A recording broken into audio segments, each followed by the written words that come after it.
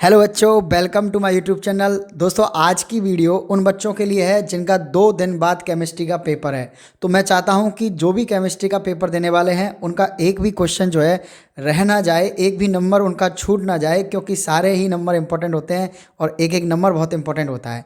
अपने साल भर पढ़ाई करी और आपको सब कुछ पढ़ाया गया, फिर भी एक बार एग्जाम देने से पहले ये वीडियो ज़रूर देखें और चेक करें कि क्या मैं इस वीडियो के अंदर जो पॉइंट डिस्कस करने वाला हूँ ये आप पे आते थे या फिर आप में से इनमें से कोई आपसे पॉइंट छूट गया है। तो आपकी तैयारी को और शार्प करने के लिए और धार देने के लिए ये वीडियो ज़रूर देखें कि मैं इसमें लगभग 50-60 पॉइंट डिस्कस करने वाला हूँ। क्या इनमें से आपको कोई ऐसा पॉइंट है जो नहीं आता है? तो जैसे मैं आपसे पूछूं कि भाई डाइक्रोमेट होता है, डाइक्रोमेट जो आयन है Cr2O7 माइनस, उसमें CrOCr है ना, क्रोमियम ऑक्सीजन क्रोमियम का जो बॉन्ड एंगल है वो कितना होता है? तो बताओ आप, अगर ये फिल इन दी ब्लैंक्स में आ गया तो, या फिर आपका ऑब्जेक्टिव टाइप क्वेश्चन में आ गया तो आपको याद रखना कितना होता है, 126 डिग्री होता है। अगर मैं आपसे पूछूं कि KMnO4 को अगर आप हीट करोगे, KMnO4 को अगर आप हीट करोगे तो वो किस में डिकम्पोज होता है, यानी KMnO4 गर्म करने पर टूट कर क्या क्या बनाता है, ये क्वेश्चन आपको पता होना चाहिए। अगर नहीं पता है तो आप इसको ज़रा देखें और कमेंट में मुझे इसका आंसर बताएं। तो दोस्तों, मैंने इस वीडियो में बहुत मेहनत करने वाला हूं। इससे पहले भी मैंने एक वीडियो अपलोड की है जिसमें मैंने अपने NCERT के 20 कन्वर्जन्स किए हैं। तो आपकी ऑलमोस्ट ऑर्गेनिक केमिस्ट्री के कुछ इंपॉर्टेंट रिएजेंट्स और नेम रिएक्ट्स उसमें अपने कंप्लीट की है, और इस वीडियो के अंदर भी बहुत इंपॉर्टेंट क्वेश्चंस या पॉइंट्स मैंने इसमें डिस्कस करने वाला हूं। तो आप ज़्यादा से ज़्यादा इस वीडियो को लाइक करें, शेयर करें और कंप्लीट वीडियो देखें इसको। ठीक है, अगर आप पे बहुत अच्छे से तैयारी है, बहुत अच्छी तैयारी है, फिर भी एक बार इस वीडियो को ज़रूर देखें आप लोग, क्योंकि ये आपके एग्जाम पॉइंट ऑफ व्यू से बहुत ज़्यादा इंपॉर्टेंट रहने वाली है। तो चलिए वीडियो को शुरुआत करते हैं स्टार्ट अपने इस वीडियो की, और बहुत ही शानदार वीडियो रहने वाली है, बहुत ही मज़ा आने वाला है। पूरी केमिस्ट्री को हम इसमें डिस्कस करेंगे, बहुत ही अच्छे अच्छे पॉइंट्स हम इसमें देखेंगे। तो फर्स्ट पॉइंट स्टार्ट करते हैं अपन। ठीक है, इसमें क्या किया है, मैंने लिया है क्लोरोफॉर्म प्लस N2 का मिश्रण, है ना, क्लोरोफॉर्म प्लस N2 का मिश्रण लिया है। तो आपसे पूछ सकता है कि ये कौन सा विलयन है। ठीक है, तो अभी तो अपन पता है कि भाई गैसीय विलयन है। कौन सा है ये? गैसीय विलयन है। अगर आपको वो पूरी टेबल याद है, सारे एग्जाम्पल याद हैं, तो आपको कोई प्रॉब्लम नहीं आएगी, वरना आप सोचते रह जाओगे कि इसको मैं द्रव विलयन करूँ या गैसीय विलयन करूँ। ठीक है, अब आपसे क्वेश्चन यहाँ से इस टेबल से पूछा जा सकता है। तो मैंने ये पॉइंट लिया है, इसका मतलब आपको एक बार टेबल अच्छे से तैयार कर लेनी है।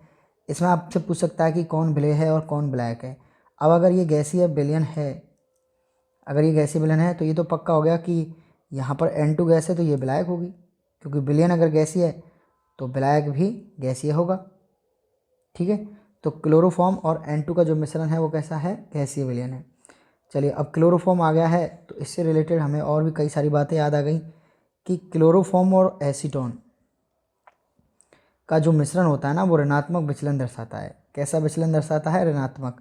हमने अनादर्श विलयन को 2 पार्ट में डिवाइड किया था, धनात्मक विचलन दर्शाने वाले और ऋणात्मक विचलन दर्शाने वाले। तो ये एग्जाम्पल हमने किस में पढ़ा था? क्लोरोफॉर्म और एसीटोन, ऋणात्मक विचलन दर्शाने वाला अनादर्श विलयन। तो ये एग्जाम्पल देके आपसे पूछ सकता है कि ये कैसा विचलन दर्शाता है। तो याद रखना, ये कैसा विचलन दर्शाता है? ऋणात्मक विचलन दर्शाता है। अभी क्लोरोफॉर्म की बात खत्म नहीं होती है दोस्तों। क्लोरोफॉर्म का उपयोग फ्रियोन एक प्रशीतक है R22। तो क्लोरोफॉर्म का उपयोग किस में बनाने में किया जाता है? एक प्रशीतक है आपका कौन सा? R22, इसको बनाने में किया जाता है। ठीक है ना, R22 को, किसका उपयोग? क्लोरोफॉर्म का, याद रह जाएगा। उसके बाद में हम क्लोरोफॉर्म के एक रिएक्शन पढ़ते हैं कि भाई क्लोरोफॉर्म को हम ऑक्सीजन के साथ नहीं रख सकते, ऑक्सीजन की प्रेजेंस में नहीं रख सकते, यानी कि ऑक्सीजन और प्रकाश की उपस्थिति में क्लोरोफॉर्म जो है रिएक्ट करके एक विषैली गैस बनाता है, फॉस्फीन। ठीक है, इसलिए हम इसको क्या करते हैं, डार्क रूम में फुली फिल करके रखते हैं, एकदम पैक करके रखते हैं। इसको थोड़ा सा भी यूज़ लेते हैं तो वापस से फुल भर देते हैं, ताकि उसमें एयर वगैरह नहीं रह जाए। गहरे रंग की बोतलों में इसको स्टोर किया जाता है। ठीक है, अब अपन आगे चलते हैं।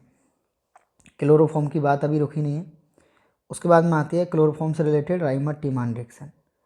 राइमर टीमान रिएक्शन में क्या होता है, फिनॉल के साथ में क्या लेते हैं? क्लोरोफॉर्म लेते हैं, और एक्वस NaOH ले लो या KOH ले लो, तो आपको ये रिएक्शन तो पूरी याद होगी, ये तो पक्का इस बार आ रही है ना।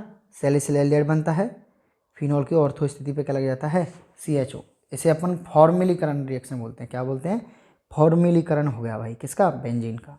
ठीक है, चलिए, और इसमें याद रखते हैं अपन क्या, कार्बिन मध्यवर्ती बनता है ना, कार्बिन मध्यवर्ती बनता है।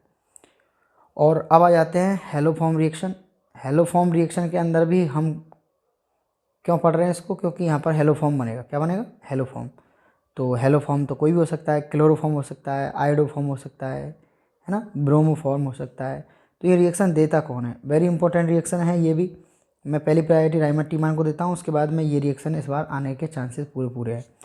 तो ये रिएक्शन कौन देता है? ऐसे कीटोन देते हैं जो मिथाइल कीटोन हो। मिथाइल कीटोन का मतलब जिनके पास क्या होता है, जिनके पास इस तरह का ये CH3 हो, कीटोन के जस्ट बाद एक CH3 चाहिए हमको। या तो ये देते हैं या फिर कौन दे देते हैं, ऐसे मिथाइल अल्कोहल, यानी CHOH के जस्ट बगल में कौन हो? CH3।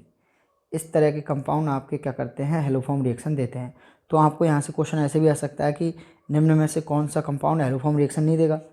ठीक है, तो ऐसे वाले देते हैं जिनको मिथाइल कीटोन या मिथाइल अल्कोहल बोलते हैं अपन। इन समूह की पहचान की जा सकती है किससे? हेलोफॉर्म रिएक्शन से। हेलोफॉर्म रिएक्शन में होता क्या है? आप लेते हैं NaOX, सोडियम हाइपोहैलाइड। ये क्या क्या हो सकता है आपका? ClBrI हो सकता है। ठीक है ना, या फिर इसको NaOH प्लस X2 के फॉर्म में भी दे सकते हैं। क्या दे सकते हैं? NaOH plus X2। ये दोनों रिएक्ट करके भी यही बनाते हैं ना, NOX बनाते हैं। अगर X2Cl है, मतलब Cl2 है तो NOCl बना देंगे।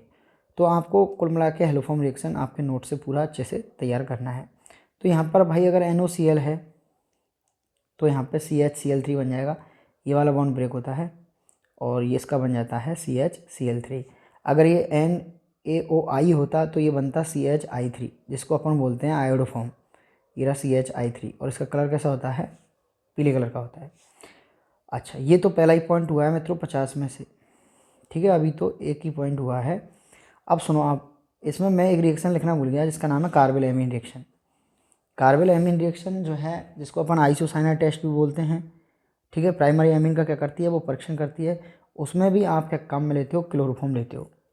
तो क्लोरोफॉर्म का सारा ही काम अपन ने कंप्लीट कर लिया एक ही पॉइंट के अंदर। क्लोरोफॉर्म कहाँ कहाँ अपन की केमिस्ट्री में काम आता है, ले लिया। अगला पॉइंट देखिए आप, एक एथाइलिन ग्लाइकोल कंपाउंड है, डाईऑल जिसको अपन बोल सकते हैं, एथाइलिन ग्लाइकोल। इसका IUPAC नाम आपको पता होना चाहिए। आपसे पूछ सकता है कि एथाइलिन ग्लाइकोल का IUPAC नेम और स्ट्रक्चर बनाइए, तो आपको इसकी स्ट्रक्चर और नाम तो पता ही है, क्या हो जाएगा? Ethane 1,2 diol. इस एथाइलिन ग्लाइकोल का 35% weight by volume by volume BYV, 35% BYV जो विलयन है ना, इसका यूज किस में किया जाता है? वाहनों के इंजनों को ठंडा करने में। ठीक है, ठंडे प्रदेशों में जहाँ पर टेम्परेचर बहुत कम होता है, तो वहाँ पानी क्या है आपका रेडिएटर के अंदर जम जाएगा, इसलिए इसको यूज में लेते हैं ताकि उसमें जल का जो है ना हिमांक, उसका अवनमन हो जाए।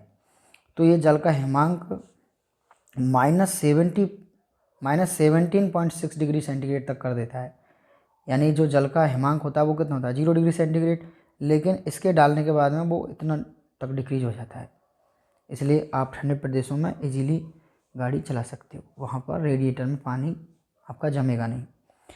उसके बाद में तीसरा पॉइंट अपन डिस्कस कर रहे हैं भाई कि यहाँ पर द्रव्यमान प्रतिशत है, परसेंटेज वेट बाई वेट, मोल भिन्न है, ppm, मोललता, ये सब ताप पर निर्भर नहीं करते। ताप पर निर्भर कौन करता है? जिस भी सांद्रता के पद में वॉल्यूम आता है, यानी आयतन आता है, तो आयतन आपका ताप पर निर्भर करता है। अगर उनमें आयतन आता है तो वो भी ताप पर निर्भर करेंगी। तो आपसे यहाँ से क्वेश्चन पूछा जा सकता है कि निम्न में से कौन सी सांद्रता का पद है जो ताप पर निर्भर करता है या नहीं करता है? तो आपको पता है तो आप इस क्वेश्चन को कर दोगे। क्लियर है? और दोस्तों यहाँ से छोटा सा न्यूमेरिकल जरूर आपको पेपर में देखने को मिलेगा सांद्रता के पद से। ठीक है, हेनरी नियम, हेनरी नियम देखिए, हेनरी नियम पूरा पढ़ के जाना है। किस काम में आता है? ये करता क्या है? ये आपका गैस की द्रव्य विलेयता पर दाब के प्रभाव को समझाता है। ठीक है, उसके अकॉर्डिंग एक इक्वेशन आती है जो क्या है आपकी, P = KH × X। KH क्या है यहाँ पे? KH है आपका, KH है आपका क्या? हेनरी नियतांक। और X क्या है आपकी? मोल भिन्न है, किसकी? गैस की। अब यहाँ से हम एक रिलेशन निकालते हैं कि जो विलेयता है वो तो हेनरी कांस्टेंट के हेनरी नेतांक के क्या है व्युत्क्रमानुपाती है, और हेनरी नेतांक ताप के क्या है समानुपाती है। तो इससे हम एक रिजल्ट निकालते हैं भाई कि जलीय स्पीसीज जो हैं, पानी में रहने वाले जो जीव जंतु हैं, वो गर्म जल की तुलना में ठंडे जल में रहना अधिक आरामदायक मतलब होता है उनको। तो हमने एक क्वेश्चन बताया भी था, आपको लिखवा रखा है। उसका रीज़न क्या है कि हेनरी लॉ के अकॉर्डिंग टेम्परेचर जितना कम होगा, ठीक है, टेम्परेचर जितना कम होगा, ये टेम्परेचर जितना कम होगा तो KH भी कम होगा, और KH कम होगा तो सॉल्युबिलिटी गैस की ज़्यादा होगी, और जो जलीय स्पीसीज़ हैं उनको जल में ऑक्सीजन ही चाहिए, तो टेम्परेचर कम होने से जल में ऑक्सीजन क्या है ज़्यादा मिलेगी उनको, तो वो वहाँ पर रहना ज़्यादा आरामदायक समझते हैं। एक क्वेश्चन यहाँ से, उसके बाद में अपन ने ये लिया है कि गोताखोर जो होते हैं आपके, जो पानी में नीचे जाते हैं, वो एक सिलेंडर यूज करते हैं, और सिलेंडर के अंदर क्या क्या कंपोजिशन होता है, यानी हीलियम गैस कितने परसेंटेज होती है, नाइट्रोजन कितने परसेंट होती है, और ऑक्सीजन कितने परसेंट होती है। आपने साल भर ये चाहे कंपोजिशन याद किया ना किया हो, बट एग्जाम में जाने से पहले एक बार इसको देख के ज़रूर जाना आप लोग, ठीक है। ताप बढ़ाने पर गैसों की द्रव्य विलेयता भाई साहब घटती है। ताप का क्या प्रभाव पड़ता है गैसों की द्रव्य विलेयता पर, तो ताप बढ़ाने पर गैसों की द्रव्य विलेयता घटती है। अगर ठोसों की द्रव्य विलेयता देखें तो ताप का वहाँ पर दोनों ही इफेक्ट होते हैं, बढ़ता भी है और घटता भी है, तो वहाँ देख लेना क्या होता है। लेकिन ताप बढ़ाने पर गैसों की द्रव्य विलेयता तो घटेगी, ठीक है। उसके बाद में देखिए, मैंने कुछ आदर्श विलयन और अनादर्श विलयन के यहाँ पर एग्जाम्पल डिस्कस किए हैं, तो आप ज़रूर एग्जाम्पल देख के जाएं इनके, ठीक है ना। कोई भी एग्जाम्पल आपसे पूछ सकता है कि एक कौन सा मतलब विलयन है, आदर्श है, अनादर्श है, या आपसे क्या कर सकता है, वो आपसे कह सकता है कि भाई 2 आदर्श विलयन के क्या लिखिए, आप एग्जाम्पल लिखिए। तो आप बिल्कुल यहाँ से देख सकते हैं, स्क्रीनशॉट ले सकते हैं, या फिर आप नोटबुक में देख सकते हो। अच्छा दोस्तों, देखिए आपको जो ये पूरा मैं जो वीडियो बना रहा हूँ, इसकी PDF आपको मेरे टेलीग्राम चैनल पे मिल जाएगी। वहाँ पर आप इस PDF को डाउनलोड कर सकते हो, बिल्कुल फ़ोन में आप देख सकते हो, अच्छे से पढ़ सकते हो, आपको कुछ भी लिखने की ज़रूरत नहीं है, ठीक है। तो आप इस वीडियो को देखोगे तो डिस्क्रिप्शन में आपको टेलीग्राम चैनल की लिंक मिल जाएगी, वहाँ पर आपको इसकी PDF प्रोवाइड हो जाएगी। चलिए जी, उसके बाद में हम जब अनुषंग गुणधर्म पढ़ते हैं, तो अनुषंग गुणधर्मों के दौरान, कॉलिगेटिव प्रॉपर्टी के दौरान आपके 2 ये स्थिरांक आते हैं, KF और KB। तो इनकी एक तो आपको यूनिट पता होना चाहिए, केल्विन kg पर मोल होती है, ठीक है, और इनकी आपको नाम भी पता होना चाहिए। एक क्रायोस्कोपिक कांस्टेंट होता है और एक एबिलियोस्कोपिक कांस्टेंट होता है, ठीक है ना। सब कुछ आपको लिखा रखा है, एक बार देख कर जरूर जाए। इनके ना डायरेक्टली कैलकुलेट करने के NCERT में 2 एग्जाम्पल हो रहे हैं भाई साहब, ठीक है ना। तो इनको आप थोड़ा सा देख लें, MA/R और TF² अपॉन ΔH गलन इंटू 1000, ठीक है। तो ये MA तो क्या है यहाँ पर, MA है आपका विलायक का अनुभार, R क्या है गैस नियतांक, और TF क्या है आपका विलयन का हिमांक। तो ऐसी सेम टू सेम इसमें भी वही चीज़ें हैं, बस केवल वहाँ गलन है तो यहाँ वाष्पन है। KB जब यूज करते हैं तो वाष्पन वाला याद रखना है, और KF अपन पूछते हैं तो अपन को गलन वाला याद रखना है, ठीक है। तो एक बार इनको भी थोड़ा सा देख लें। चलिएगा, अब आ जाओ, एक छोटा सा क्वेश्चन ये पूछा जा चुका है बोर्ड में पहले भी, कि उच्च अनुभार वाले बहुलकों एवं प्रोटीन आदि जैव अणुओं का मोलर द्रव्यमान ज्ञात करने के लिए कौन सी अनुषंग गुणधर्म काम में ली जाती है। तो आपका आंसर होना चाहिए कौन सा लिया जाता है, परासरण दाब काम में लिया जाता है। अब उसका रीज़न क्या है, क्यों लिया जाता है, क्योंकि परासरण दाब का मापन है ना कमरे के ताप पर आसानी से कर सकते हैं, ठीक है। कमरे के ताप पर मापन, परासरण दाब मापन कमरे के ताप पर होता है, ठीक है नहीं, और जैव अणु कमरे के ताप पर अधिक स्थायी होते हैं, तो अपन इजीली इससे उनका अनुभार ज्ञात कर सकते हैं। चलिए, ये एक छोटा छोटा क्वेश्चन है, एक नंबर के, यही तो अपन डिस्कस करना चाह रहे हैं। बाकी ज़्यादातर तो अपन चीज़ें पढ़ाई हैं, टेस्ट लिए हैं, बाकी ये वीडियो इसलिए है कि आप में से छोटे छोटे पॉइंट कोई रह ना जाए, ठीक है। अब ये याद रखना है कि भाई यदि रुधिर कोशिकाओं को, ठीक है ना, रुधिर की कोशिकाएं, उनको अपन 0.9 वेट बाई वॉल्यूम का सॉल्यूशन है, लवण का सॉल्यूशन है, सॉरी 0.9 वेट बाई वॉल्यूम से कम लवण वाले जल में रखते हैं। लवण का सॉल्यूशन है, विलयन है, 0.9 वेट बाई वॉल्यूम से कम वाले में रखते हैं। तो परासरण के कारण इनके जल का हाथ से ये निपात हो जाती हैं, फूल जाते हैं, ठीक है ना। ये क्या हो जाएंगे आपके, फूल जाएंगी। ठीक है, उसके बाद में अगर आप इनको रक्त कोशिकाओं को 0.9 वेट बाई वॉल्यूम से अधिक लवण के विलयन में रखते हो तो ये संकुचित हो जाएंगी।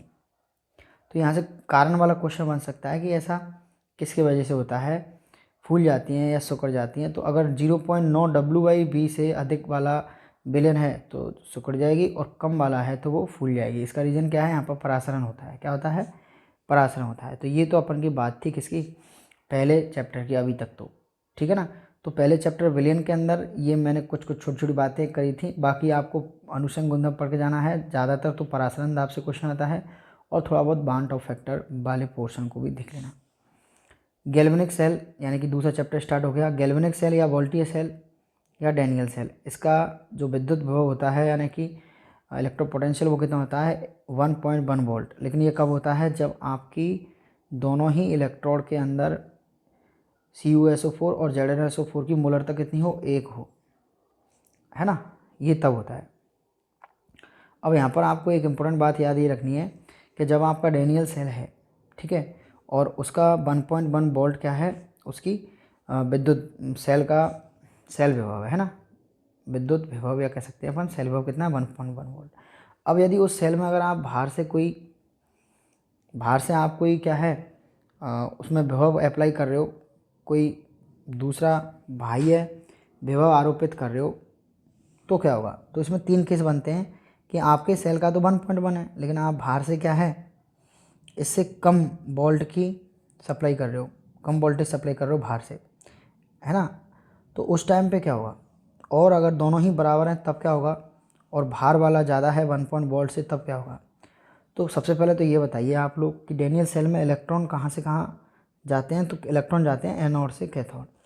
आपको पता ही है कि एनोड कौन होता है Zn, और कैथोड कौन होता है कॉपर। तो इलेक्ट्रॉन जाते हैं एनोड से कैथोड, जो अपन जनरली अपन ने जो पढ़ा था, यानी बाहर से कोई अप्लाई नहीं कर रहे तब। और करंट कहाँ से जाती है, Cu से Zn। तो बाहर वाला जो अप्लाई हम कर रहे हैं पोटेंशियल, अगर वो क्या है आपका 1.1 से क्या है कम है, तब तो आपका जो सही काम करेगा डैनियल सेल जैसा करता है वैसे ही करेगा।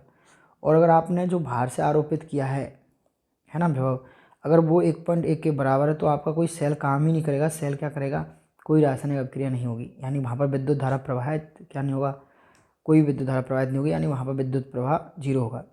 और अगर आप बाहर से आरोपित करने वाला जो आपका विभव है वो 1.1 वोल्ट से ज़्यादा है, तो आपका जो सेल है ना वो वर्क उल्टा करने लग जाएगा। ठीक है, तब आपका जिस पर तो ऑक्सीडेशन हो रहा है उस पर ऑक्सीडेशन हो रहा है उस पर रिडक्शन, और जिस पर रिडक्शन हो रहा है उस पर ऑक्सीडेशन होने लग जाएगा। यानी इलेक्ट्रॉन का प्रवाह कॉपर से Zn होने लग जाएगा, और धारा की दिशा भी बदल जाएगी आपकी। तो इसमें ओवरऑल आपको ये देखना है कि भाई हमने जो डैनियल सेल पढ़ रखा है ना, उसकी जो आपको पता है सारी चीज़ें, वो कब होंगी, वो सेल वैसे ही वर्क कब करेगा जब बाहर से लगने वाला जो क्या कहते हैं ये ई भाय है आपका विद्युत भागबल भार का है, वो 1.1 से क्या है कम है, तब तो सेल वैसे ही काम करेगा जैसा करता है। और अगर 1.1 के बराबर लगा दिया अपन ने बाहर से तो सेल काम नहीं करेगा, यानी कि विद्युत धारा आपकी क्या होगी 0 होगी। और अगर आपने बाहर से जो आरोपित किया है वो क्या है 1.1 से ज़्यादा है, तो सेल उल्टा काम करने लग जाएगा। ये छोटा सा पॉइंट आपको ध्यान रखना है। और दूसरा देखो, मैं इस वीडियो के अंदर केवल उन्हीं पॉइंटों को डिस्कस कर रहा हूँ जो हमने कभी सोचे नहीं थे कि इन पर भी क्वेश्चन आ सकता है। ठीक है, इसलिए मैं कह रहा हूँ कि कहीं इनमें से कोई क्वेश्चन आ गया तो आपका 1 नंबर का भी नहीं रहना चाहिए। चालकता का क्रम देख रहे हैं अपन साइमन मीटर इनवर्स की यूनिट में, तो सबसे ज़्यादा चांदी का होता है, उसके बाद कॉपर का ध्यान रखना है, फिर सोना, उसके बाद सोडियम, उसके बाद ग्रेफाइट, और उसके बाद लोहा।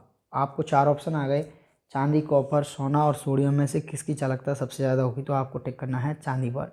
और अगर उसने पूछ लिया सबसे कम तो आपको करना है सोडियम पर। ठीक है भाई, एक अपन को याद रखना है कि मोलर चालकता की इकाई Simon centimetre square mole inverse, और यहाँ पर एक यूनिट कन्वर्जन भी थोड़ा सा आप याद रख सकते हो, इसकी कोई ज़्यादा ज़रूरत नहीं है। उसके बाद हमें तनुता का प्रभाव देखते हैं विद्युत चालकता पर, मोलर चालकता पर। तो आपको ये तो पता ही है कि तनुता बढ़ाने पर जो चालकता है वो तो घट जाती है, लेकिन मोलर चालकता क्या हो जाती है, बढ़ जाती है। ये तो फैक्ट है। बाकी आपको इसका रीज़न भी पता होना चाहिए कि ऐसा क्यों होता है। तो आपको ऐसा कई बार टेस्टों में क्वेश्चन दिया है कि मोलर चालकता पर तनुता के प्रभाव को समझाइए। तो पहले तो आपको ये पता होना चाहिए कि मोलर चालकता क्या होती है, घटती है या बढ़ती है, तो बढ़ती है। बाकी रीज़न आपको पता होना चाहिए, देख सकते हो। डिवाई हकल इक्वेशन आपको याद रखनी है, ठीक है। लैम्डा एम बराबर क्या होता है, lambda naught M minus A root C, वो आपसे कह सकता है डिवाई हकल समीकरण लिखिए, तो आपको ये लिख देनी है। उसके बाद में हमने चैप्टर में 2 फॉर्मूले और पढ़े थे, इनसे क्वेश्चन आ सकता है। वियोजन की मात्रा अल्फा होती है lambda M upon lambda infinity M. Lambda M क्या है, मोलर चालकता किसी भी सांद्रता पर, और लैम्डा इन्फिनिटी एम कह लो या लैम्डा नॉट एम कह लो, ये क्या है, अनंत अनुताप पर मोलर चालकता, ठीक है। ये फॉर्मूला होता है। अगर आपने अल्फा निकाल लिया तो उसके बाद में अपन वियोजन स्थिरांक भी निकाल सकते हैं, ठीक है ना, C alpha square upon 1 minus alpha, ठीक है, ये निकाल लिया। अब उसके बाद में आता है शुष्क सेल का विभव कितना होता है, तो शुष्क सेल का विभव कितना होता है 1.5 वोल्ट। जिंक मरकरी सेल का विभव आपको याद रखना है 1.35 वोल्ट। और इस जिंक मरकरी सेल का उपयोग किसमें किया जाता है दोस्तों, श्रवण यंत्र, यानी कि जिनको कान खराब है, जिनको सुनाई नहीं देता, उनके लिए एक छोटी सी मशीन लगाती है। उस मशीन के अंदर कौन सा सेल काम में लेते हैं अपन, जिंक मरकरी सेल। घड़ियों आदियों में अपन कौन सा सेल लेते हैं, जिंक मरकरी सेल, और इनका जो विभव होता है वो कितना होता है 1.35 वोल्ट। द्वितीयक सेल में अपन ने पढ़ा है एक तो सीसा संचायक सेल। अब ये याद रखना है, सीसा संचायक सेल में एनोड क्या होता है पीवी, कैथोड क्या होता है PbO2। और इसमें जो सॉल्यूशन लेते हैं H2SO4 का कितना लेते हैं 38%, 38% का लेते हैं आप H2SO4 सॉल्यूशन लेते हैं। अब यहाँ पर डिस्चार्ज के समय जो रिएक्शन होती है वो याद रखना है आपको, कि जब सीसा संचायक सेल को अपन यूज में लेते हैं या जो डिस्चार्ज होता है उस टाइम पे उसमें कौन सी रिएक्शन होती है, तो वहाँ पर क्या होता है Pb और PbO2 और H2SO4 ये आपस में रिएक्ट करके क्या बनाते हैं PbSO4 और साथ में H2O। और जब ये चार्जिंग होती है तो उस टाइम पे रिएक्शन अपोजिट हो जाती है। तो ये रिएक्शन आपसे पूछी जा सकती है, मैंने कई बार बोला है कि ये इंपॉर्टेंट है, ठीक है। दूसरा अपन द्वितीय सेल में पढ़ते हैं निकल कैडमियम सेल। इनमें से किसी सेल की स्ट्रक्चर भी पूछी जा सकती है। और इलेक्ट्रोकेमिस्ट्री में जो अपन ने बैटरी पढ़ी है लास्ट का जो पोर्शन है, बिल्कुल यहाँ से क्वेश्चन बन सकता है। उसके बाद में यहाँ से एक छोटा सा क्वेश्चन है कि हाइड्रोजन को छोड़कर ईंधन शैलों में प्रयुक्त किए जा सकने वाले कोई 2 पदार्थ बताइए। तो एनसीईआरटी में ही दे रखा है अंदर एक क्वेश्चन, उसी को मैंने यहाँ पर लिया है। तो कई बार ऐसे क्वेश्चनों को बच्चे छोड़ देते हैं, तो अपन को यहाँ इस वीडियो में अगर देख के गए और ये आ गया और अपन ने कर दिया तो बताओ कितने मज़ेदार बात होगी। मैथेन एवं मैथेनॉल, क्लियर है बात। चलिए जी, अगला देखिए, जंग का फॉर्मूला आपको थोड़ा सा याद रखना है Fe2O3.XH2O। अब x की वैल्यू 2 हो सकती है, 3 हो सकती है, तो आप इसको कर सकते हो। आपसे पूछ लिया कि भाई निम्न में से जंग का सूत्र है या जंग का सूत्र लिखिए, तो आपको ये लिख देना है। ये अपन ने बात कर ली दोस्तों विद्युत रसायन वाले चैप्टर की सेकंड की। अभी तो हमने 16 टॉपिक या 16 पॉइंट बात करें हैं, हम लगभग इसमें 50-60 पॉइंटों की बात करने वाले हैं, तो इसलिए आप वीडियो को पूरा अच्छे से ज़रूर देखें। वेग नियतांक के की इकाई क्या होती है, तो वेग नियतांक के की अपन के जर्नल इकाई होती है मोल पर लीटर की power 1 minus N time inverse. Mole per litre की power 1 minus N time inverse, ठीक है ना। ये हमने जनरल इकाई पढ़ रखी है। एन क्या है यहाँ पर, एन है आपकी अभिक्रिया की कोटि। अब एन की वैल्यू रखते जाओ, आपकी क्या आ जाएगी के की इकाई आती आएगी।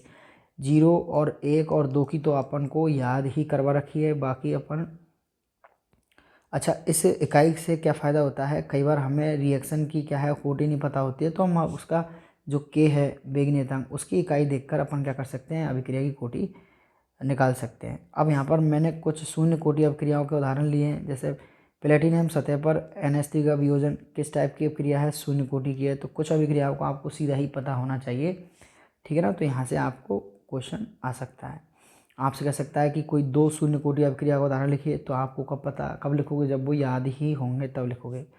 HI का वियोजन कैसी कोटि अभिक्रिया है, तो यही पूछ लिया बताओ, तो आपको याद रखना है शून्य कोटि की अभिक्रिया है। ऐसे ही भाई प्रथम कोटि अभिक्रिया में आपको ये मैंने जितने भी एग्जाम्पल लिखाए हैं वो याद रखने हैं। N2O5 का तो पूछा चुका कई बार, रेडियो एक्टिव वाला अभी पूछा एक साल पहले ही, ठीक है ना, शायद लास्ट ईयर ही था, है ना, और अब भी पूछा सकता है। एक छोटा सा क्वेश्चन यहाँ से बनता है, संगत आवृत्ति किसे कहते हैं आपकी कॉलिजन थ्योरी से, तो कैसे कहते हैं, अभिक्रिया मिश्रण के प्रति इकाई आयतन प्रति सेकंड संगत को क्या कहते हैं अपन, संगत आवृत्ति कहते हैं, ठीक है। यानी आपका जो रिएक्शन मिक्सचर है उसके अंदर एक यूनिट वॉल्यूम में यानी इकाई आयतन में 1 सेकंड में कितनी सारी टक्कर हो रही है, कितनी सारी संगत हो रही है, उसी को कहते हैं संगत आवृत्ति, यानी 1 सेकंड में होने वाली टक्करों की संख्या। आप ये लिख सकते हो सीधा। आरएनएस इक्वेशन, ठीक है ना, आरएनएस समीकरण क्या होती है आपको पता ही है, K equal to A into E power minus E by R T, कई बार टेस्ट में दी थी। संगत सिद्धांत समीकरण की भी ये एक समीकरण है, इसको भी आप याद रख सकते हो। चलिए अब आ जाते हैं अपन डी ब्लॉक वाले चैप्टर में। तो डी ब्लॉक तत्वों का सामान्य इलेक्ट्रॉनिक विन्यास याद रखना है। उसके बाद में आपको ये तो पता ही है संक्रमण तत्व किसे कहते हैं और कौन कौन से तत्व में जो संक्रमण तत्व नहीं है। तो जिंक, कैडमियम, Hg आपके क्या नहीं है, संक्रमण तत्व नहीं है। इसके अलावा बाकी सभी तत्व क्या हैं, आपके संक्रमण तत्व हैं। चलिए, अब क्रोमियम और कॉपर का आपको इलेक्ट्रॉनिक विन्यास याद रखना है। पक्का इलेक्ट्रॉनिक कॉन्फ़िगरेशन पूछ सकता है, बकायदा सबका ही याद रखना है आपको। मैंने लैंथेनाइड, एक्टिनाइड का भी समझा रखा है बहुत अच्छे से। एक छोटा सा क्वेश्चन ये एनसीईआरटी में कि भाई आयोडीन का Ai2 में आपका क्या कर रहे हो, आयोडीन का Ai2 में आप ऑक्सीकरण कर रहे हो, तो यहाँ पर उत्प्रेरक के तौर पे कौन काम में लिया जाता है, तो Fe+3 यहाँ पर एक उत्प्रेरक की तरह काम करता है, ठीक है ना। आयोडीन को Ai2 में कन्वर्ट करना है यानी ऑक्सीकरण करना है इसका, तो आपका इस टाइम पे उत्प्रेरक की तरह काम करने वाला कौन है, Fe+3 यहाँ पर उत्प्रेरक की तरह कार्य करता है। अंतरकाशी यौगिक क्या होते हैं और इनके क्या गुणधर्म है, ये सब पढ़ा रखे हैं। कुछ एग्जाम्पल हैं TiC, Mn4n, Fe3H, TiH1.7, ये सब क्या हैं, आपके अंतरकाशी यौगिक हैं। दो आपके लिए यहाँ पर मैंने मिश्र धातु ली हैं, पीतल और कांसा, है ना, इनको आप याद रखना। और वेरी इंपॉर्टेंट आपकी कुछ रिएक्शंस देखो, डाइक्रोमेट जो है आपका वो क्या होता है, प्रबल ऑक्सीकारक होता है। डाइक्रोमेट क्या होता है आपका, प्रबल ऑक्सीकारक होता है। तो ये ऑक्सीकरण करता है, तो इसके ऑक्सीकरण की, ये जो दूसरे का ऑक्सीकरण करता है उसकी जनरल रिएक्शन क्या है, पहली बात तो ये इसके ऑक्सीकरण की रिएक्शन है। अब ये करता क्या है, Fe+2 को Fe+3 में कन्वर्ट कर देगा। देखो इसका ऑक्सीकरण करा दिया इसने, है ना। आपसे कोई कहे कि आयोडीन को क्या करता है, तो ये आयोडीन को I2 में कन्वर्ट कर देता है, मतलब ऑक्सीकरण कर देता है इसका खुद का क्या होता है अपचयन। Sn+2 को किस में कर देता है, Sn+4 में कर देता है। और एक क्वेश्चन जो मैंने KMnO4 को गर्म करने पर क्या होता है, उसकी भी रिएक्शन आप देख के जाएँ। K2MnO4 और MnO2 में कन्वर्ट हो जाता है, ठीक है, वो आप रिएक्शन देख लें ज़रूर। अब एक इम्पोर्टेंट छोटा सा क्वेश्चन ये है कि लैंथेनाइडों में जो प्रोमीथियम है आपका PM, वही केवल क्या होता है, रेडियोधर्मी या मानव निर्मित होता है। बाकी अन्य सभी तत्व क्या होते हैं आपके, मानव निर्मित नहीं होते। किसमें, लैंथेनाइडों में, ठीक है ना। एक्टिनाइड तो सारे ही रेडियोधर्मी है, ठीक है। बाकी लैंथेनाइडों में याद रखना है कि PM जो है प्रोमीथियम वही रेडियोधर्मी है, बाकी और रेडियोधर्मी नहीं है। आपको लैंथेनाइडों के जब इलेक्ट्रॉनिक विन्यास लिखते हैं तो आपको याद रखना है कि F2 और F8 नहीं आता है, बाकी और सारे कॉन्फ़िगरेशन आते हैं। ये मैंने इसका तरीका बताया था आपको। उसके बाद में आपको ये तो पता ही है कि भाई लैंथेनाइडों की सामान्य ऑक्सीजन अवस्था क्या होती है, +3 होती है। और 4 किसकी होती है, तो इसकी ट्रिक है सीने पर नदियाँ तब दिल, सीने पर नदियाँ तब दिल, ठीक है ना। इनमें से कोई भी पूछ सकता है कि इनमें से कौन +4 भी दर्शाता है, और ये +2 भी दिखाते हैं, इनको भी आप देख सकते हो। बाकी जनरल ऑक्सीजन अवस्था कितनी है, +3 है। आपको मिश्र धातु के बारे में याद रखना है कि मिश्र धातु क्या होती है, ठीक है ना। मिश्र धातु के अंदर क्या क्या होता है, सीरियम 40% होता है, लैंथेनम और नियोडाइनियम 44% होता है, और कुछ अमाउंट 5% Fe होता है, और कुछ बचा कुचा कुछ छोटे छोटे कंपाउंड ये एलिमेंट होते हैं आपके, कार्बन, सल्फर, एल्युमिनियम। ये तो मिश्र धातु का क्या है, कंपोजिशन है। किस काम में आती है ये भी आपको पता है ना। नियोडाइनियम और प्रोमेथियम के जो ऑक्साइड है वो धूप के चश्मों में रंगीन लेंस बनाने के काम में आते हैं। किसके, नदियों पार, हाँ नदियाँ पार या नदियों पर, कुछ भी याद रख लो, नियोडाइनियम और प्रोमेथियम। सिक्का धातु कौन कौन सी होती हैं, कॉपर, Ag, Au। कौन आगे और, या फिर क्यों आगे और, कॉपर, चांदी और सोना, इनके सिक्के बनाए जाते हैं। अब 3 उत्प्रेरक आपको याद रखने हैं। एक है विल्किंसन उत्प्रेरक, RHCl PPST का होल्थराइज। आपसे पूछ लिया विल्किंसन उत्प्रेरक में कौन सी धातु होती है, तो आपको याद रखना है RH होती है, ठीक है। जिगलर नट्टा उत्प्रेरक क्या होता है, TiCl4 + AlCH3 का होल्थराइज। ये सब अपन के क्या किस काम में आते हैं, एल्कीन के बहुलीकरण में काम आते हैं ना, प्लास्टिक वगैरह, पॉलीथीन वगैरह बनाने के लिए इन रिएजेंटों का इन उत्प्रेरकों का उपयोग करते थे। सिस्प्लेटिन, ये क्या है आपकी, एक कॉम्प्लेक्स कंपाउंड है जिसका यूज क्या किया जाता है, कैंसर के उपचार में किया जाता है, सिस्प्लेटिन का। चलिए दोस्तों, अब 30 तक तो पहुंच गए अपन बस। और कुछ इम्पोर्टेंट अब आ जाते हैं सेकंड बुक का फर्स्ट चैप्टर ऑर्गेनिक केमिस्ट्री का। तो क्लोरोरेम्फेनिकोल है ना, क्लोरोरेम्फेनिकोल क्या है, एक क्लोरीन युक्त एंटीबायोटिक है जिसका उपयोग आंत्र ज्वर यानी टाइफाइड के उपचार में किया जाता है। तो बताओ, अगर ये क्वेश्चन आपको पता है तो ही कर सकते हैं अपन कि टाइफाइड के उपचार में क्या काम में लिया जाता है। तो क्लोरोरेम्फेनिकोल क्या काम में लिया जाता है, क्लोरोरेम्फेनिकोल, ठीक है ना। अब ऐसे ही एक क्लोरोक्यून है, क्लोरोक्यून का उपयोग किस में किया जाता है, मलेरिया के उपचार में। आपको पता होना चाहिए एलाइलिक हैलाइड क्या होता है, बेंजाइलिक हैलाइड क्या होता है, विनाइलिक हैलाइड क्या होता है, जेम डाइहैलाइड क्या होता है, विसिनल डाइहैलाइड क्या होता है। आपसे क्वेश्चन पूछा जा सकता है कि इनमें से कौन सा विनाइलिक डाइहैलाइड है, सॉरी विनाइलिक हैलाइड है या जेम डाइहैलाइड है, या ये भी कह सकता है कि एक जेम डाइहैलाइड का एग्जाम्पल लिखिए। तो आपको पता है जेम डाइहैलाइड कैसे कहते हैं, एक ही कार्बन पर अगर 2 हेलोजन हैं, यहाँ आर की जगह अगर मैं CH3 लिख दूँ तो बन गया जेम डाइहैलाइड का एग्जाम्पल। एक वेरी इंपॉर्टेंट बात याद रखनी है, द्विध्रुव आघूर्ण का क्रम सबसे ज़्यादा CH3Cl का होता है भाई साहब, है ना। अपन ये ना सोचें कि CH3F का या CH3I होगा, सबसे ज़्यादा किसका होता है, CH3Cl, उसके बाद में FBrI का होता है। तो आपको ऑब्जेक्टिव टाइप क्वेश्चन आ गया तो आपको CH3Cl पे टिक करना है। उसके बाद में एक छोटा सा क्वेश्चन ये है कि आपके ये कुछ स्थिति समावेश दे रखे हैं डाइक्लोरो के, डाइक्लोरोबेंजीन के, एक बार ऑर्थो पे, एक बार मेटा पे, एक पैरा पे जुड़ा हुआ है। अगर अपन क्वथनांक की बात करें ना दोस्तों, तो क्वथनांक तो उनका होता है OPM, क्या होता है, OPM, ऑर्थो, पैरा और मेटा का।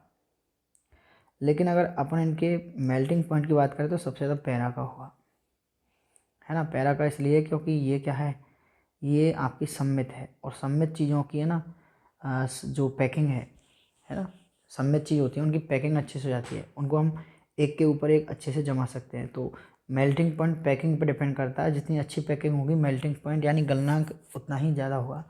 तो OPM और पॉम, है ना, इससे आप याद रखना इस बात को, इनमें से पूछ सकता है गलनांक का क्रम से जमाइए। तो पॉम से याद रख लेना POM, पॉम, है ना, POM, पॉम, और वो OPM, ठीक है। यानी OP और PO इनको बदलना है, बाकी M तो लास्ट में है ही है, चाहे वो बॉइलिंग पॉइंट हो चाहे मेल्टिंग पॉइंट हो, ठीक है। यहाँ तक आती है बात समझ में, आगे चलिए। एक इसके बाद में जो लास्ट में टॉपिक था अपन का पॉली हेलो कंपाउंड, तो उसमें अपन कह सकते हैं जो आपका सॉरी आयोडोफॉर्म है ना, ये आयोडोफॉर्म है, ये प्रतिरोधी का गुणधर्म रखता था। लेकिन ये आयोडोफॉर्म के कारण नहीं, इसमें से ना आयोडीन मुक्त होती थी, उसके कारण होता था ये प्रतिरोधी का काम, उसके वजह से करता था। अब है ना इसकी जो स्मेल है वो बहुत ख़राब होती थी, इसलिए इसका यूज़ नहीं करते। बाद में और बहुत सारे ऐसे प्रतिरोधी आ गए जो काम में लिए जाते हैं, ठीक है, ये बंद कर दिया था। अब CCl4 का उपयोग आपको पता होना चाहिए, अग्निशामक के रूप में किया जाता है, यानी आग बुझाने के लिए इसका उपयोग किया जाता है। ये क्वेश्चन कई बार पूछा जा चुका है कि निम्न में से किसका उपयोग आग बुझाने के लिए करते हैं। ऑर्थोक्रिसॉल, मेटाक्रिसॉल, कैटेकॉल, रिसोर्सिनॉल, ये सब पता होना चाहिए आपको।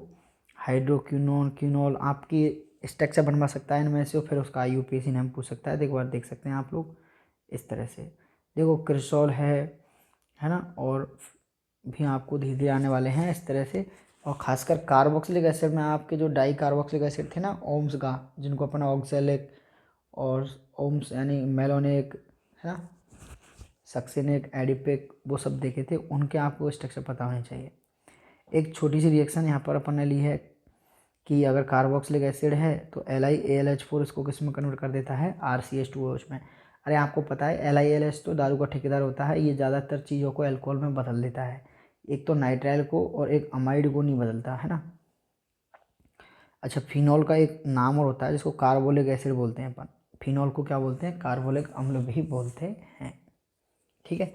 सर्वप्रथम इसको किससे पृथक किया गया, कोल तार से, ठीक है ना।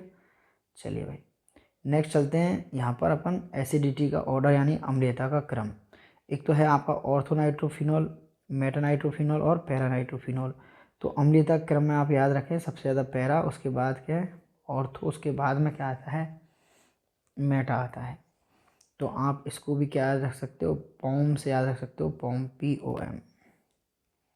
POM, पॉम से एक तो वो याद रखना है, एक ये याद रखना है, ठीक है, POM।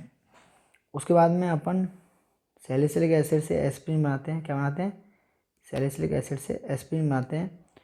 तो कैसे बनाते हैं वो, सैलिसिलिक एसिड का एसिडिफिकेशन कराते हैं, है ना, एसिडिक एनहाइड्राइड से ये जो OHS का एसिडीकरण हो जाता है, OCOCH3, एस्पिरिन बनती है। लेकिन मुद्दे की बात यह है कि साथ में क्या बनता है, साथ में बनता है एसिटिक एसिड। तो आपसे क्वेश्चन पूछा जा सकता है सैलिसिलिक एसिड से जब एस्पिरिन बनाते हैं तो सेहत उत्पाद के रूप में क्या बनता है, तो आपका आंसर होना चाहिए एसिटिक एसिड। मेथेनॉल की विषाक्तता का उपचार रोगी को तनुकृत एथेनॉल को अंतःस्राव प्रदान करके किया जाता है। मान लो किसी ने मेथेनॉल पी लिया ज़्यादा, तो उसका क्या होगा, उसके शरीर में विषाक्तता का मतलब वो एक तरीके से जहरीला होगा शरीर में उसके में। तो उसका उपचार कैसे किया करते हैं, उसको तनुकृत एथेनॉल का अंतःस्राव इंजेक्शन लगाते हैं तो वो ठीक हो जाता है। ऑर्थो व पैरानाइट्रोफिनॉल को वाष्पीय आसवन से पृथक किया जा सकता है, क्यों। ऑर्थो व पैरानाइट्रोफिनॉल को, अभी आए थे ना ऑर्थो पैरानाइट्रोफिनॉल, उनको ना वाष्पीय आसवन से अलग कर, उसका रीज़न क्या है, क्योंकि जो आपकी ऑर्थोनाइट्रोफिनॉल होती है ना उसमें अंतराण्विक इंट्रामोलिक्यूलर है ना, ये ऑर्थोनाइट्रोफिनॉल है। देखो इसी के अंदर क्या हो गई, हाइड्रोजन बॉन्डिंग हो गई, ठीक है ना। तो ये क्या होता है आपका आंतराण्विक हाइड्रोजन बॉन्ड रखता है, जबकि आपकी जो पैरानाइट्रोफिनॉल है ना वो क्या रखती है, अंतराण्विक, मतलब दो अलग अलग मॉलिक्यूल के बीच में होती है, ठीक है। तो ये तो कम वाष्पशील होता है और ये अधिक वाष्पशील होता है। ऑर्थोनाइट्रोफिनॉल में आंतराण्विक होती है तो वो अधिक वाष्पशील होता है, क्योंकि ये वाली जो बॉन्डिंग है ना हाइड्रोजन बॉन्डिंग, ये थोड़ी कम मतलब इसकी जो हाइड्रोजन बॉन्डिंग है वो कम प्रबल होती है, ये वाली प्रबल ज़्यादा होती है अंतराण्विक। तो ये हाइड्रोजन बॉन्डिंग ज़्यादा प्रबल है तो इसका क्या है, इसका क्वथनांक ज़्यादा होगा। अगर क्वथनांक ज़्यादा है तो इसकी वाष्प कम बनेगी और इसकी ज़्यादा बनेगी, ठीक है ना। तो इसको अपन अलग अलग कर सकते हैं, इसका क्वथनांक कम, इसका क्वथनांक ज़्यादा, तो ये पहले निकल जाएगी, ठीक है। अगला है फिनॉल को अगर अपन क्या करते हैं, फिनॉल का ऑक्सीकरण कराते हैं सोडियम डाइक्रोमेट से तो बेंजोक्विनोन बनता है, ये ध्यान रखना इसकी स्ट्रक्चर। CH3OH को कास्ट स्प्रिट भी बोलते हैं, ये याद रखना है। और मेथेनॉल बनाने का एक तरीका है किससे, कार्बन मोनोऑक्साइड से, ZnOCrO3 से अपन रिएक्शन कराते हैं तो क्या बन जाएगा, मेथेनॉल। आपसे कहेगा मेथेनॉल की औद्योगिक विधि लिखिए, तो ये मेथेनॉल बनाने की औद्योगिक विधि है, इंडस्ट्रियल मेथड। और एक इम्पॉर्टेंट रिएक्शन ये रहती है यहाँ पर कि आप एथेनॉल को H2SO4 के साथ रिएक्ट करा रहे हो तो दो टाइप की रिएक्शन है। अगर H2SO4 में हाई टेम्परेचर दे रहे हो पहले ही तो 443 तो तब बनती है एल्कीन, और अगर 413 ही दे रहे हो तो भाई साहब ईथर बनता है और वहाँ पर SN2 मैकेनिज्म होती है, ठीक है। चलिए अब आगे बढ़ते हैं। तो अपन को याद रखना है कि अगर आप क्या करा रहे हो, विलियमसन ईथरिफिकेशन रिएक्शन करा रहे हो, विलियमसन ईथर संश्लेषण, तो विलियमसन ईथर संश्लेषण में ये याद रखना है कि ये जो आपका सोडियम एथॉक्साइड है, सॉरी सोडियम एल्कोक्साइड है, ये वाला RONA, अगर ये खुद क्या है बड़ा है तब तो रिएक्शन हो जाएगी, क्योंकि यहाँ पर क्या होता है इस तरह से अटैक होता है, ये O- इस पर अटैक करेगा और Br को बाहर निकालेगा, तब तो रिएक्शन हो जाएगी। लेकिन ये एल्किल हैलाइड बड़ा है 3 डिग्री और ये छोटा है, तब ये रिएक्शन नहीं हो पाती, क्योंकि यहाँ पर प्रतिस्थापन ना होकर यहाँ पर क्या हो जाएगा, विलोपन हो जाएगा और एल्किन बनेगी। तो ये एग्जाम्पल आपको याद रखना है, ठीक है। उसके बाद में आपका कोई बेंजल ईथर है, ठीक है, बेंजालिक ईथर है, या अपन कह सकते हैं एरोमेटिक ईथर है। तो उसके साथ में अपन किससे करा रहे हो, HI से साथ रिएक्शन करा रहे हो, तो यहाँ से ये वाला बॉन्ड ब्रेक होगा और फिनॉल पक्का बनानी है आपको, बाकी दूसरे का हैलाइड बना देना है, ठीक है ना। फिनॉल बनानी है आपको, बाकी दूसरे का क्या बन जाएगा, हैलाइड बन जाएगा। और जब हम ईथर के साथ HI की रिएक्शन करा रहे हैं तो हमने एक पॉइंट देखा था कि भाई अगर इसमें से कोई एक ग्रुप 3 डिग्री है, एक ग्रुप 3 डिग्री है और दूसरा क्या है कैसा भी है, तो 3 डिग्री वाले के साथ क्या बनाना है अपन को, हैलाइड। जनरली हम बड़े वाले के साथ एल्कोहल और छोटे वाले के साथ एल्किल हैलाइड बनाते हैं, लेकिन इस रिएक्शन में क्या करना है, अपोजिट, क्योंकि वो जो रिएक्शन है वो SN2 होती थी, लेकिन इस केस में ये रिएक्शन अब SN1 टाइप की होगी। और यहाँ पर ये 3 डिग्री क्या है कार्ब कटायन बनेगा, और SN1 में 3 डिग्री कार्ब कटायन बनता है तो वो ज़्यादा आपकी क्या होती है, क्रियाशील होती है। तो मैंने एक एग्जाम्पल तो दोस्तों देखो ये, ठीक है, और एक एग्जाम्पल आपका ये पक्का आपको याद रखना है।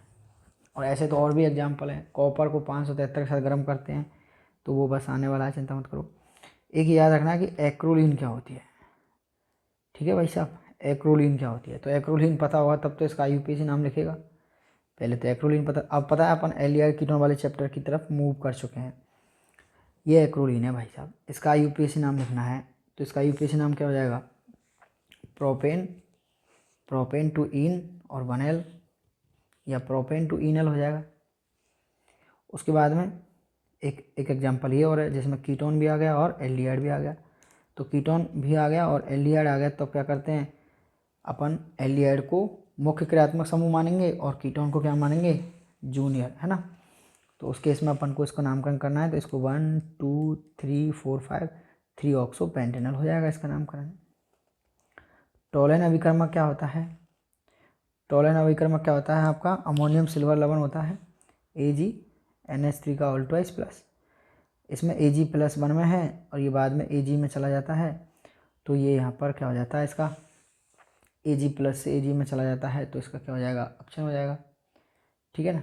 ये क्या करता है, एल्डिहाइड का क्या कर देता है, ये एल्डिहाइड का क्या कर देता है, ऑक्सीकरण कर देता है, और इसका खुद का क्या हो जाता है, अपचयन।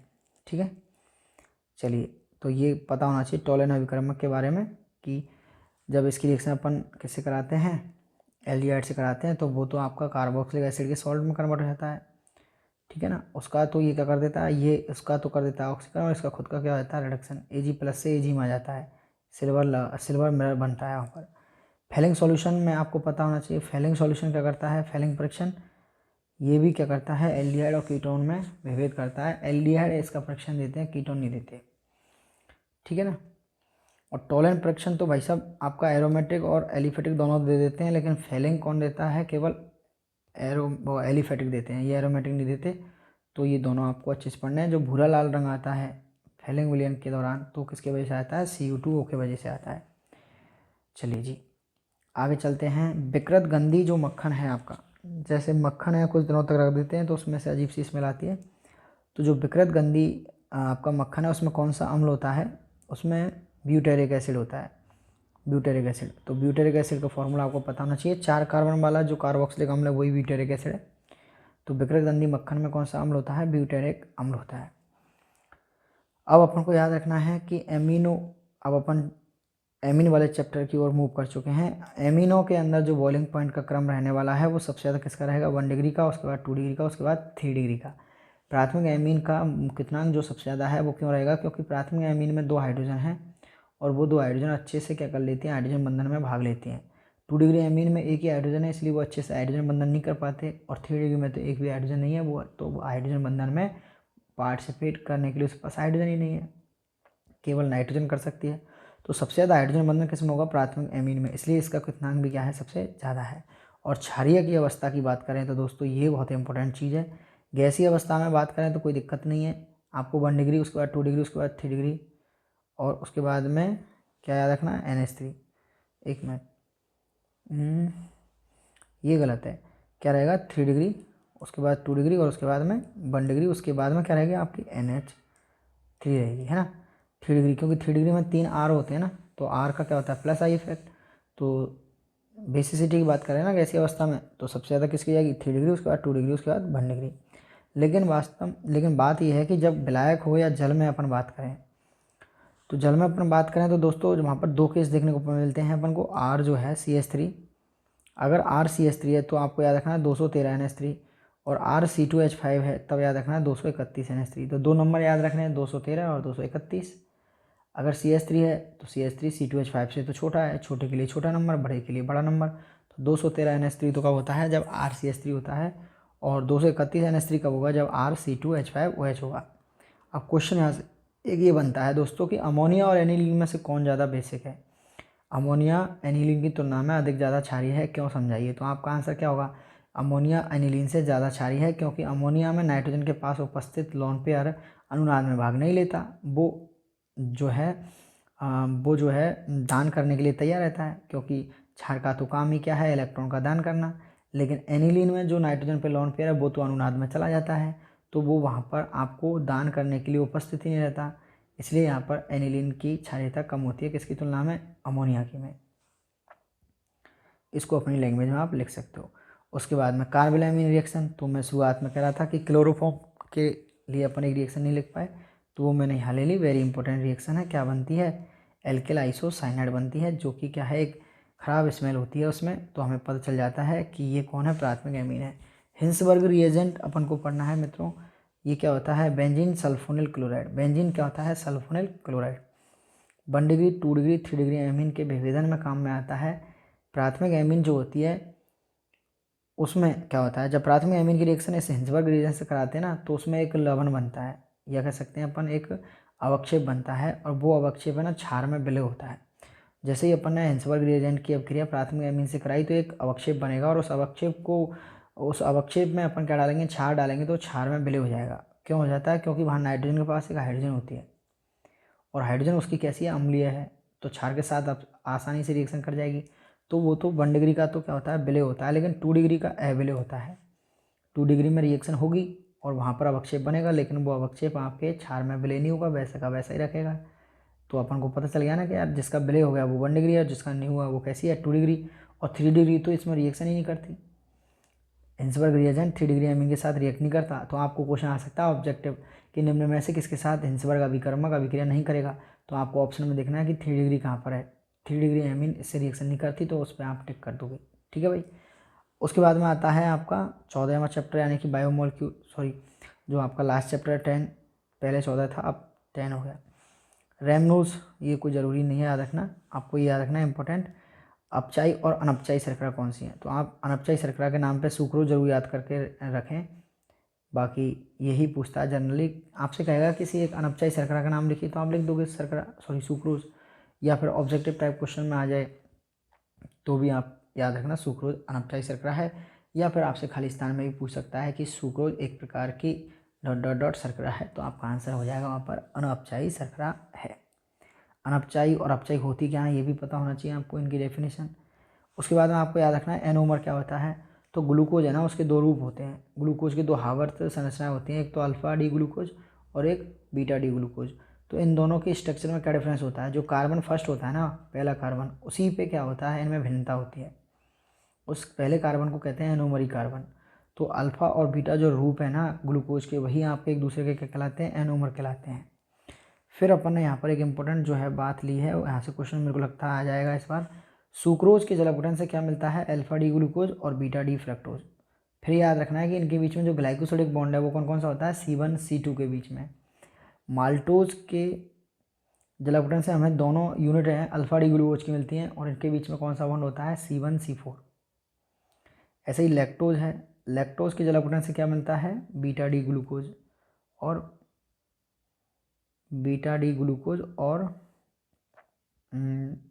गैलेक्टोज।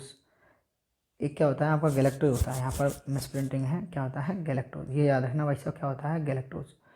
तो एक तो गैलेक्टोज होता है और एक ग्लूकोज होता है। यहाँ पर भी बॉन्ड कौन सा होता है, C1 C4। उसके बाद में अपन को याद रखना है स्टार्च और सेलुलोज। स्टार्च के जलावतरण से मिलता है अल्फा डी ग्लूकोज। आप ये याद रखना है कि स्टार्च बनता है अल्फा डी ग्लूकोज से और सेलुलोज बनता है बीटा डी ग्लूकोज से। ठीक है।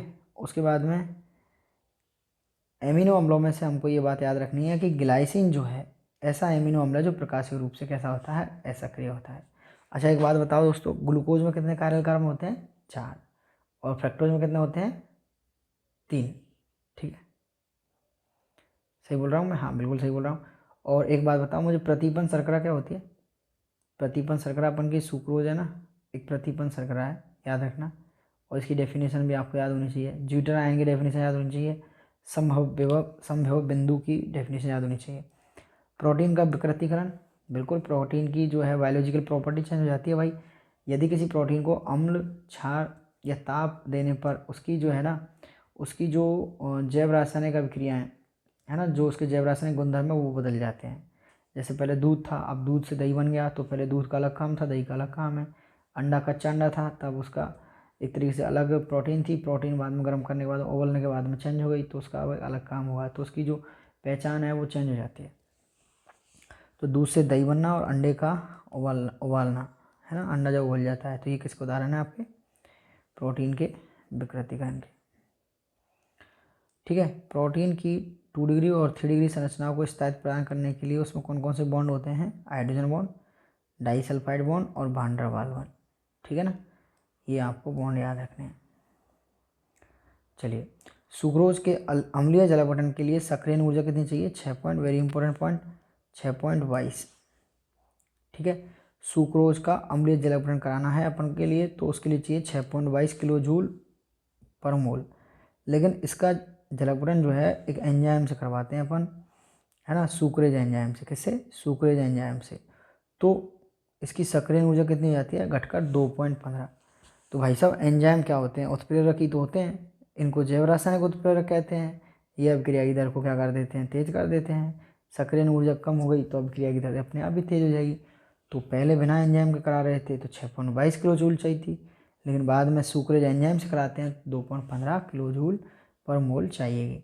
विटामिन B12 की कमी से कौन सा रोग होता है? रक्त में हीमोग्लोबिन की कमी हो जाती है। तो आप सारे विटामिनों की कमी से होने वाले रोग लिख लें। अब अंतिम चीज़ है वो है आपके न्यूक्लिक अम्ल के कार्य। तो एक तो होता है स्व प्रतिकृति, अपनी जैसी प्रति बना लेता है, और एक होता है प्रोटीन संश्लेषण पर नियंत्रण। तो आपसे कह सकता है न्यूक्लिक अम्ल के जैविक कार्य लिखिए। तो इसके जैविक कार्य क्या है? एक तो स्व प्रतिकृति और प्रोटीन संश्लेषण पर नियंत्रण। तो ये होती है मित्रों हमारे 50 क्वेश्चंस की बात। अब आपको ये ध्यान रखना है कि एक तो ये कंप्लीट वीडियो देखें, और वीडियो के डिस्क्रिप्शन में मैं आपको और भी एक आध लिंक दूंगा, आप उनको भी ज़रूर देखें। मैंने कन्वर्जन की वीडियो बनाई है, और क्या कहते हैं, टेलीग्राम चैनल ज्वाइन कर लें आप लोग, वहाँ पर आपको इसकी PDF मिल जाएगी। इन पॉइंटों को आप देख सकते हैं। ये वीडियो लगभग आपकी 50 मिनट की या लगभग 60 मिनट तक हो सकती है, तो आप इसको स्पीड करके देख सकते हैं। दोबारा से एक बार एग्ज़ाम जाने से पहले एक बार और ज़रूर देख के जाना। मैंने जितने भी पॉइंट डिस्कस किए हैं इनको देखना। तो wish you all the best for your exam. मैं उम्मीद करता हूँ आप सारे एग्ज़ाम पेपर को बहुत अच्छे से करके आएंगे। मेरी आपके साथ सारी शुभकामनाएं हैं। ठीक है, और मिलते